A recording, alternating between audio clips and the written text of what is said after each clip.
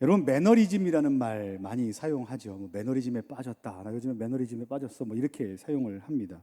매너리즘은 항상 틀에 박힌 일정한 방식이나 태도를 취함으로 신선함과 독창성을 잃어버린 타성에 젖어버린 상황을 보통 매너리즘이라고 이야기합니다. 처음에 대학에 들어갔을 때라든지 또는 회사에 입사했을 때 또는 결혼을 했을 때 가졌던 어떤 열심과 그리고 열정과 사랑과 같은 것들이 일상의 루틴을 계속 이렇게 반복되는 일상 속에서 기억조차 나지 않을 만큼 희미해지는 것을 우리는 매너리즘에 빠졌다, 보통 이렇게 이야기를 합니다. 근데 이와 같은 매너리즘을 한번 생각해 보면 코로나19로 인한 이와 같은 힘든 상황 가운데 있는 우리의 영혼 안에도 이와 같은 영적인 매너리즘이 틈탈 수 있는 여지가 상당히 크다라는 것들을 좀 제가 확인하게 됩니다. 우리가 계속해서 사회적 거리두기 운동을 하면서 저와 여러분들이 처음에 어떻게 했습니까? 하나님께 간절히 기도했습니다. 하나님 아니면 도움이 없습니다. 저희 가정 같은 경우는요, 매일마다 예배드리겠다고 저녁 7시 반만 되면 그냥 아이들 붙들고 또 집사람하고 같이 막 예배하고 찬양하고 말씀 보고 큐티하고 또 기도하고 눈물 흘리고 막 이렇게 했던 기억이 있습니다. 잘 들으십시오. 했던 기억이 있다는 거 잘 기억하십시오. 주님밖에는 우리 가운데 도움이 없습니다라고 열심히 기도하고 또 온라인으로도 많은 예배들이 이렇게 활활 불타오를 정도로 우리의 열정이 뜨거웠습니다. 근데 이 어려움의 때가 장기화되고 지속되면서 우리 마음 안에 있는 이 간절함이 어느샌가 무뎌지지 않았나 좀 확인해 봐야 될 거라는 생각이 들었습니다. 이건 뭐 여러분들의 이야기가 뭐 일반적으로 그렇다라기보단 사실 제 얘기입니다. 아까 했더니라고 말씀을 드렸는데 점점 이 시간이 지나가면서 제 안에 어떤 마음이 들기 시작했냐면 처음에는 하나님만이 우리의 도움이시다, 하나님께서 우리를 돕지 않으시면 우리가 살 수 없다라는 마음이 간절했다가 하루가 지나고 이틀이 지나고 3일이 지나면서 우리의 시야에 그리고 우리의 귀에 더 이상 확진자가 몇 명이 느는 것이 이렇게 크게 와닿지 않는 순간이 생기기 시작하는 거예요. 그러면서 어떻게 하는지 아십니까? 그냥 이만저만 해도 살 수 있구나, 그냥 오늘 하루도 좀 숨을 쉬었구나, 그러면 내일도 살 수 있겠지, 그러면 그냥 오늘 하루쯤 예배하지 않아도 오늘 하루쯤 기도하지 않아도 별일이 일어나지 않는 거나 보구나, 뭐 이런 생각이 들기 시작하는 거예요. 그러면 제 안에 어떤 마음이 드냐면 영적인 매너리즘이 들기 시작하는 겁니다. 하나님을 간절히 찾던 제가 예배 자리가 좀 어려워지고 인터넷으로 예배를 드릴 때도 이렇게 많은 태도가 있잖아요. 뭐 어떤 옷을 입고 어떻게 드려야 되고 우리가 뭐 어떤 자세로 드려야 된다 하지만 점점 무너져가는 제 삶의 모습들을 보면서 아, 목사도 별 수 없구나.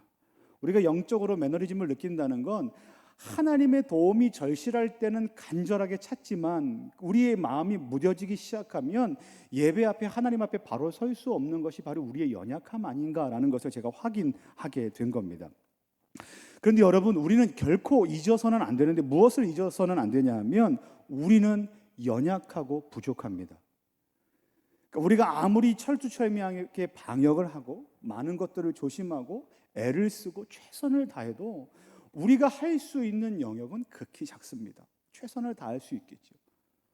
하지만 우리의 힘으로 지금 해낼 수 있는 것들이 없다는 것을 우리가 확인하고 있지 않습니까? 그래서 우리가 다시 한번 우리의 믿음을 일으키면 좋겠습니다. 하나님밖에 우리의 도움이 없습니다. 하나님께서 우리를 세우시고 하나님께서 우리를 고치지 않으시면 여러분, 확산되는 걸 언제까지 막을 수 있겠습니까?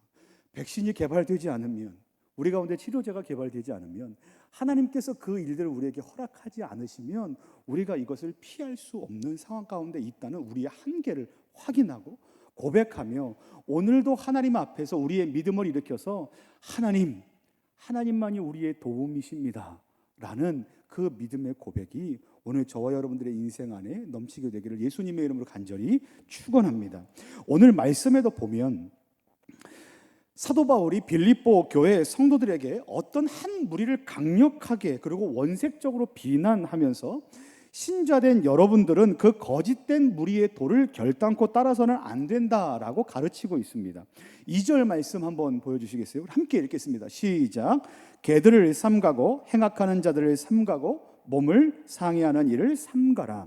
사도 바울은 그들을 가리켜 뭐라고 말하냐면 한마디로 이렇게 얘기합니다. 몸을 상해하는 자들이다 라고 가르칩니다.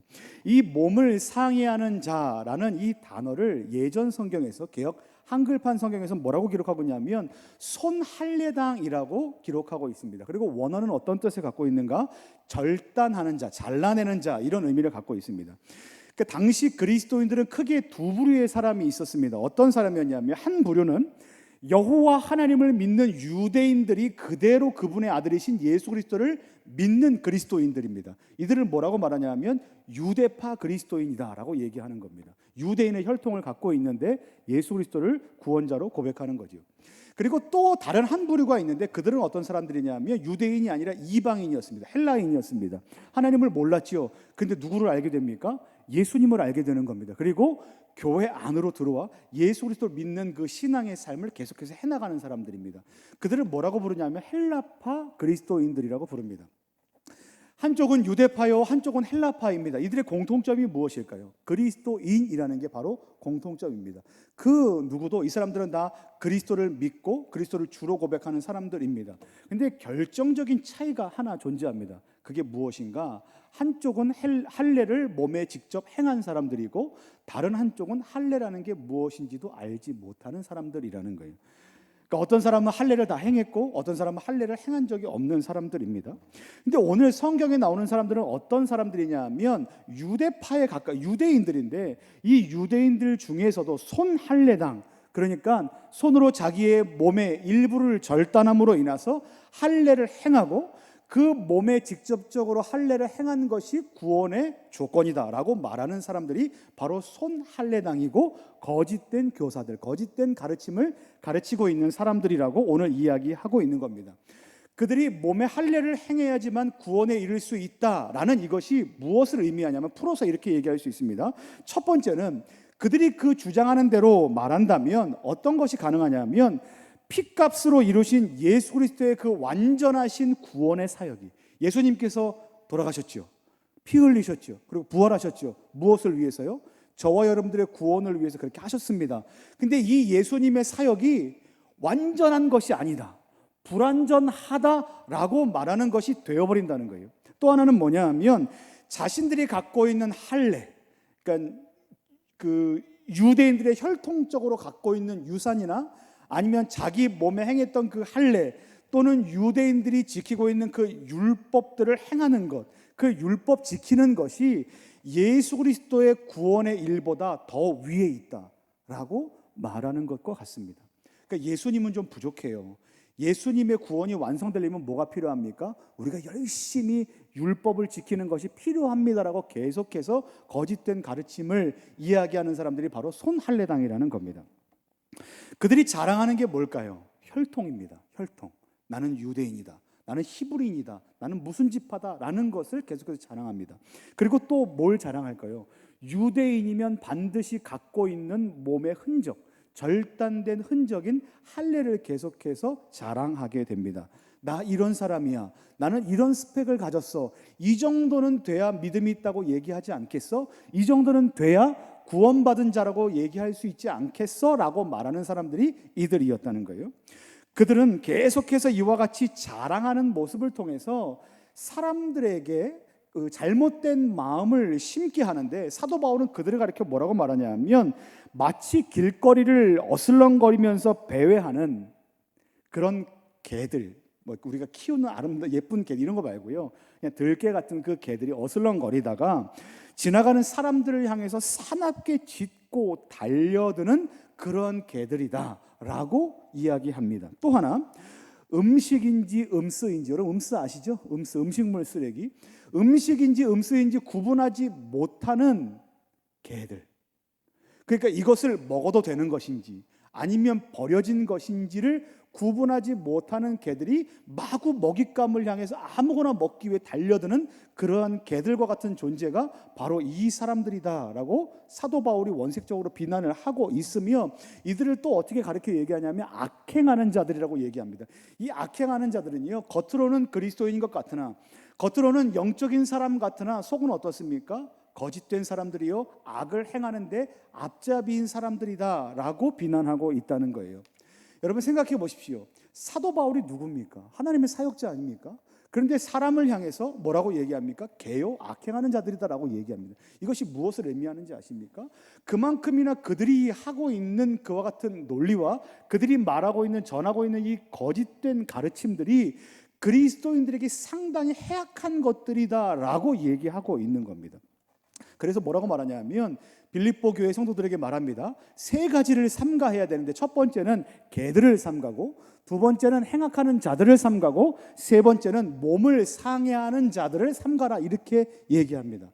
그러니까 몸의 할례를 행해야지만 구원받는다는 그 생각 자체를 우리의 머릿속에서 지워버리라 이렇게 얘기하는 거예요. 그러면서 참된 신자는 어떤 사람이냐 하면 우리 안에 많은 자랑거리들로 채우는 사람이 아니라 누구로 채워져 있는 사람? 성령님으로 채워져 있는 사람.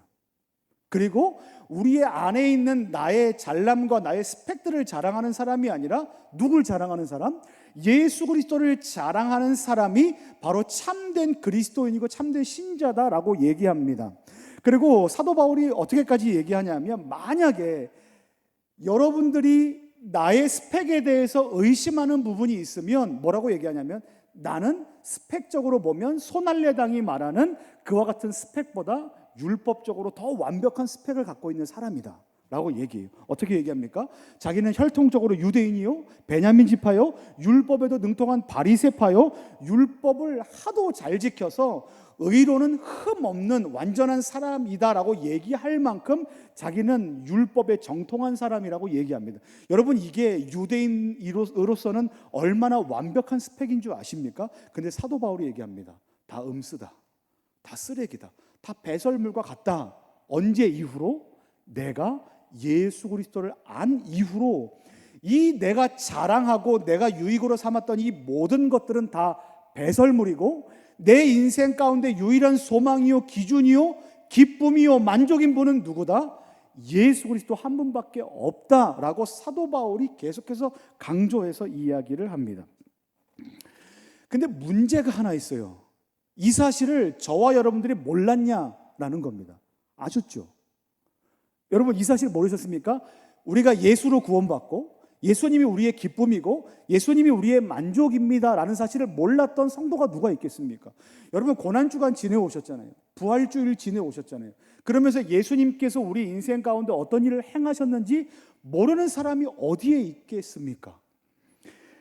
다 알고 있습니다. 그런데 문제는 뭔지 아십니까? 우리가 계속해서 망각한다는 거예요.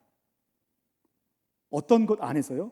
영적인 교만과 영적인 매너리즘 안에서 우리가 이와 같은 사실들을 망각하고 산다는 게 문제입니다. 사도 바울이 뭐라고 얘기하냐면 1절 말씀에 어떻게 말씀하고 있냐면 이제 풀어서 얘기하면 이렇습니다.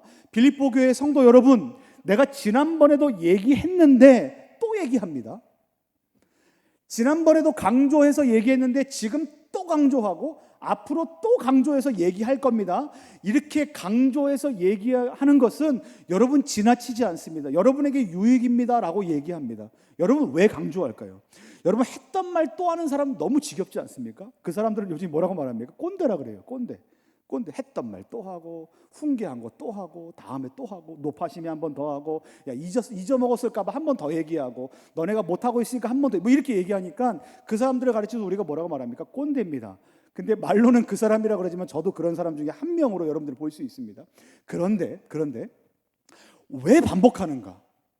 왜 이전에도 얘기했는데 빌립보서를 쓰는 지금도 반복하는가? 그리고 강조했는데 또 강조하고 앞으로도 얘기하는 것이 우리에게 나쁜 것이 아니라 오히려 왜 유익이라고 얘기하는가? 왜 그런지 아십니까? 예수님이 우리 가운데 유일한 소망이시기 때문에 그렇고 또 하나는 뭐 때문에 그렇겠습니까? 이미 그 사실을 다 알고 있지만 까먹어서 그래. 까먹어서. 부활절, 성탄절, 감사절, 무슨 절만 되면 하나님께서 내 인생 가운데 이와 같은 일을 행하셨구나. 예수님이 내 인생 가운데 귀한 분이시구나 라고 말하지만 우리는 어떻게 하고 있습니까? 지금 우리가 살아가는 이 삶의 일상 속에서 그와 같은 사실들을 계속해서 까먹고 있다는 거예요. 빌립보서는 기쁨의 서신이라고 부릅니다. 기쁨의 서신입니다. 오늘 1절 말씀에서도 뭐라고 되어 있냐면 기뻐하라. 기뻐하라라고 말씀하십니다. 그러니까 빌립보서를 통해서 사도 바울이 얘기하고 싶은 건 기뻐하라, 기뻐하라, 기뻐하라예요. 근데 기뻐하라, 그 기뻐함의 조건, 이유가 뭘까요? 여러분 왜 기뻐해야 되는지 아십니까? 그러면 우리는 뭐라고 대답할까요? 예수님 때문에 기뻐합니다 라고 대답합니다. 이게 어찌 보면 우리가 말하고 있는 정답이에요. 우리가 알고 있는 상식입니다. 근데 한번 생각해 보십시오. 여러분들에게 질문하겠습니다. 여러분들의 인생의 기쁨이 진짜 예수님이십니까? 정말 진지하게 나 스스로에게 한번 질문해 봅시다. 저도 질문을 계속 하고 있거든요.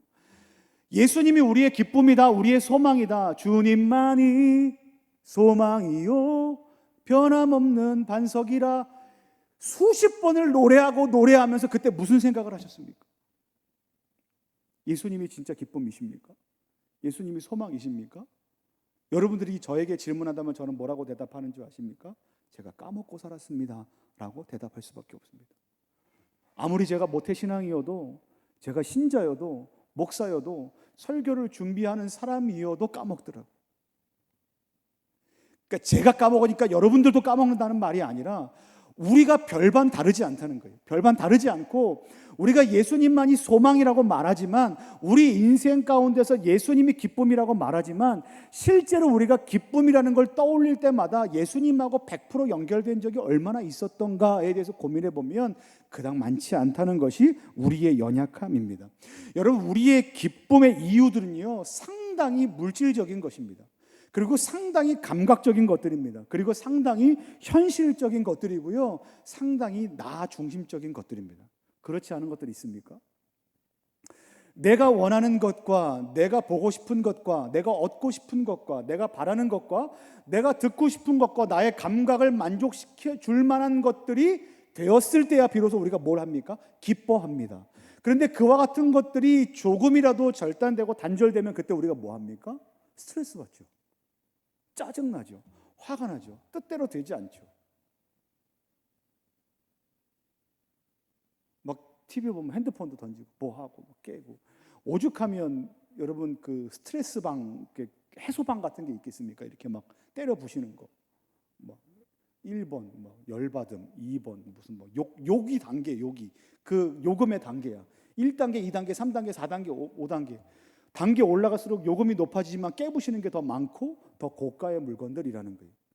왜 그런 일들이 생길까요? 우리의 뜻대로 해결되지 않는 부분들에 있어서 우리가 어떻게 되냐? 기뻐할 수 없고 오히려 고통을 느끼기 때문에 그와 같은 일들이 우리 주변에 무한히 일어나게 되는 거라는 거예요. 그런데 성경이 말합니다. 기뻐하라 라고 말합니다. 어떻게 그럴 수가 있는가? 우리의 삶에 문제가 있는데, 무게가 있는데, 고난이 있는데, 현실이 깝깝한데, 코로나19 때문에 우리의 상황이 많은 것들이 제한되어 있는데 그것뿐입니까? 제가 오늘 아침에 영상을 하나 보다가 요즘에 그 청년 세대를 또 이렇게 부른다고 말합니다. 코로나 세대라고 말합니다. 코로나 세대. 알바하는 것도, 취업에 대한 문도 다 닫혀 있는 시대. 코로나로 인해서 우리의 일상이 무너져 있을 수밖에 없는 그와 같은 시대를 우리가 살고 있는 것 아닙니까? 그런데 성경이 계속해서 얘기합니다. 기뻐하십시오. 기뻐하십시오. 어떻게 기뻐합니까? 어떻게 기뻐하냐는 거예요. 오늘 말씀을 이제 준비하면서 저는 그 특별한 일이 없으면, 절기가 겹치지 않으면, 그리고 특별한 일이 없으면 저는 빌립보서를 계속 설교하기 때문에 사실 벌써 2달 전에 제가 이전에 설교한 다음부터 그 2달 반 동안 계속 이 성경을 계속 묵상하고 또 묵상하고 다음에 오후 예배 때는 어떻게 말씀을 전해야지 묵상하고, 그리고 또 주석을 보고 책을 보고 자료들을 찾아보고 어떻게 전할까 고민을 하는데 제 안에 이런 마음이 들었어요. 메시지는 명확해요. 오늘 앞에서 말씀드렸지만 오늘 성경의 메시지는 명확합니다. 뭡니까? 예수만이 소망입니다. 예수만이 우리의 기쁨입니다. 이 명확한 메시지가 있어요. 그런데 제 안에 걸림이 되는 게 있었어요. 어떤 게 걸림이 되냐면 저한테 질문한 겁니다. 너는 기쁘니? 라는 거예요. 너는 기쁘니? 너는 예수님으로 만족하고 있니? 라는 이 걸림이 제 안에 계속 드는 거예요. 왜 기쁘지 않을까? 내가 지금 기뻐하지 못하는 영역들은 무엇일까? 곰곰이 생각해 봤더니 이런 거더라고요. 앞에서 말씀드렸던 것처럼 제가 원하는 뜻대로 내 인생이 흘러가지 않는 것들을 확인하는 순간에 너무 힘들고 막막하고 때로는 우울해지고 막 힘들다는 생각을 갖게 된다는 것을 보게 됩니다. 지금까지 내가 이루는 것도 없고, 그리고 오늘도 삶의 어떤 문제로 인해서 또 힘들어하고 또 부딪히고 또 여전히 거칠고 여전히 부족하고 다 내려놨다고 생각하고 하나님 앞에서 다시는 그러지 않겠다고 결단했지만 또 무너져 있는 연약한 내 모습을 보면서 와, 이것조차 내 뜻대로 할 수가 없구나. 너는 왜 이 모양이냐? 너의 삶은 왜 이 모양으로 살고 있냐를 제 안에 계속 질문하면서 제 마음이 계속해서 디프레스 되는 거예요. 그러면서 성경을 읽을 힘도 없고 무릎 꿇을 힘도 없고 예배의 자리로 나아갈 만한 힘도 제 안에 계속해서 없어지고 무뎌지는 저를 발견하면서 아, 참 연약하다. 근데 어떻게 이 기뻐하라는 설교를 할 수 있을까라는 질문이 제 안에 계속 드는 겁니다. 그래도 어떡합니까? 설교를 해야 되잖아요. 그래서 어느 날 밤에 제가 성경을 다시 폈어요. 성경을 다시 피고 뭐 이렇게 큰 마음도 두지 않았습니다. 내가 오늘 막 설교 준비할 거야. 지금부터 설교 준비하는 시간 방문 걸어 이렇게 안 하고요. 어떡하냐, 주님 어떡합니까? 이렇게 쳐다보고 이제 막 빌립보서 이제 보고 있는데 그때 제 안에 들었던 그 생각이 하나 있는데 뭐냐면 이 말씀을 읽다가 여러분 그거 아십니까? 공기라는 존재가 전혀 이 산소, 공기, 호흡하는 이 존재가 전혀 인식되지 않다가 갑자기 그 소중함이 느껴지고 확 깨달아졌을 때 그 느낌, 그 인식이 성경을 통해서 느껴졌는데 어떤 인식인지 아십니까? 내 안에 잊혀져 있던 예수 그리스도에 대한 인식이 확 다가오는 거예요. 어떤 인식인지 아십니까? 예수님이 기쁨이라면서, 예수님이 유일한 만족이라면서 왜 슬퍼하느냐? 라고 제 안에 질문이 오면서 어떤 것으로 인해서 만족하고 기뻐하라고 말씀하시는 예수님의 음성이 들리냐면 나다라고. 나다. 너의 유일한 기쁨이 나다. 지금 내 인생 안에 내 뜻대로 되지 않는 것들에 대한 이 부딪힘들이 있는 건 뭐 때문에 그런가 하면 내가 여전히 할 수 있다. 내 인생을 여전히 컨트롤할 수 있다라는 교만함과 영적인 무능력들이 내 안에 가득 채우고 있기 때문에 그렇다라는 생각이 제 안에 든 거예요. 어떤 부분에서 그런지 아십니까? 이런 거죠. 현상적으로는 나는 못한 겁니다. 난 이것도 못했어. 난 이것도 이루지 못했어. 나는 이와 같은 비전도 이루지 못했어. 꿈도 이루지 못했어. 왜 그림이 있지 않습니까? 내가 몇 살 때까지 이 정도까지는 가겠다. 내가 몇 살 때까지 이 정도의 그림이 있다. 이런 그림들이 대부분 있지 않습니까? 그런데 거기까지 가지 못한 나를 보고 책망하는 겁니다. 왜 못했니? 그것도 못하니? 라고 책망하면서 나는 자존감이 낮은 사람이야 라고 말하지만 상대로 자존감이 낮은 사람은 어떤 사람인지 아십니까? 반대로 자존심이 센 사람이라는 거예요. 어떤 자존심이 센 줄 아십니까? 내가 그것을 모두 다 경영하고 운영하고 컨트롤하려고 했는데 부딪혔으니까 거기서 실패하는 좌절 때문에 고통을 받는 겁니다. 상당히 뭔가 이렇게 우유부단하고 나는 못할 것 같다고 얘기했지만 제 자신을 보니까 상당히 자신만만했더라고요. 이 정도쯤이야 할 수 있지. 이 정도쯤 못하겠어? 내가 몇 살 때쯤 되면 이 정도 못하겠어? 대학 못 가겠어? 취직 못하겠어? 결혼 못하겠어? 뭐 못하겠어? 나는 못하겠어라는 그와 같은 교만 다음에 있는 그 모든 인생에 대한 그 흐름을 주도하는 분이 누군가? 하나님이었다는 사실을 내가 잊고 살았다는 거예요. 그러면서 주님이 주시는 말씀이 이런 거였습니다. 나는 아무것도 할 수 없구나. 나는 연약하구나. 나는 자랑할 것도 없구나. 유대인들처럼 스펙을 내세울 것도 없는 사람이구나 라는 것을 내 스스로가 고백하는 자리로 가지 않고서는 그 하나님의 완전하심을 내가 목도할 수 없고 그 예수 그리스도의 완전하신 그 은혜 안에 내가 만족할 수 없겠구나. 그러면서 제가 이렇게 글을 하나 썼는데요. 여러분들 진짜 심오한 글입니다. 잘 들어보십시오. 예수님만. 그 다음 절입니다. 예수님만. 그 다음 절이 뭔지 아십니까? 예수님만. 주님만이 나의 참 소망이십니다. 제가 그 밤에 이 말씀을 그냥 대수롭지 않게 어떻게 이해할 수 있을까?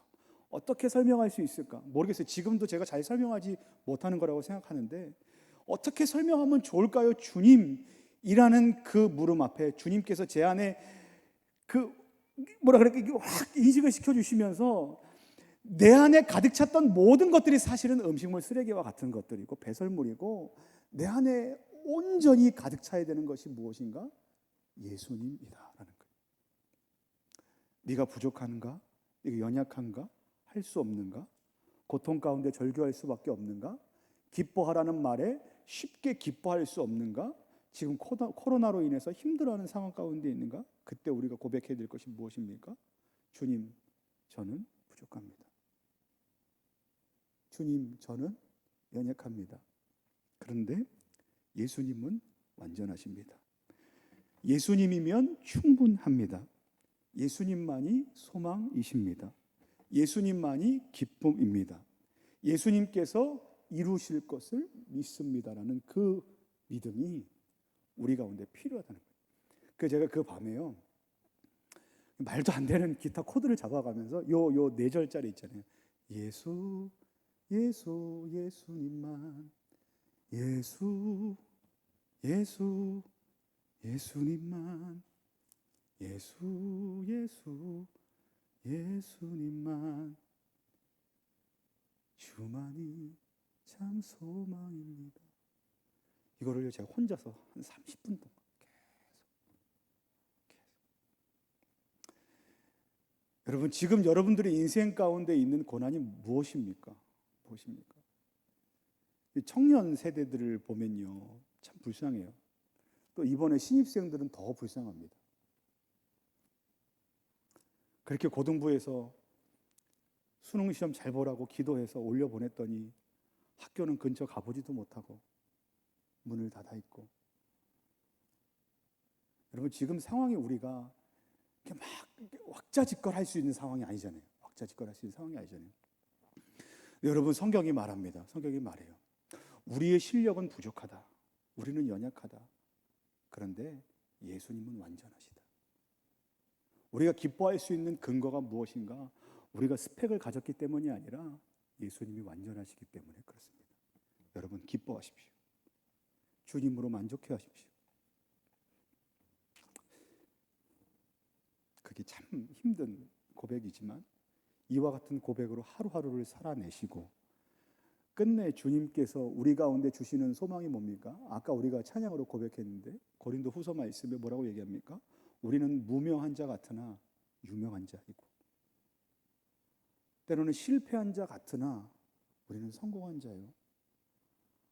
세상이 우리를 비난하는 것 같으나 결국 무엇으로 만족해하고 소망을 삼는 자입니까? 예수 그리스도로 만족해하고 소망 가운데 있는 자가 바로 우리입니다. 여러분, 고통은요 신자와 불신자를 나누지 않습니다. 다 찾아옵니다. 코로나와 같은 이 악재를 보십시오. 모든 사람이 다 겪습니다. 불신자만 겪지 않습니다. 다 겪습니다. 근데 신자는요 믿는 바가 다릅니다. 뭘 믿습니까? 우리가 예수 그리스도 안에 있다라는 것을 믿습니다. 바라기는 여러분의 삶의 현장 가운데서 우리의 연약함을 고백하시고 주님의 완전하심을 믿음으로 주님 안에 소망이 있음을 믿음으로 날마다 기뻐할 수 있는, 날마다 기도할 수 있는, 그리고 오늘은 영적인 매너리즘이 아니라 오늘도 주님을 붙들고 나갈 수 있는 저와 여러분들 되시기를 예수님의 이름으로 간절히 축원합니다.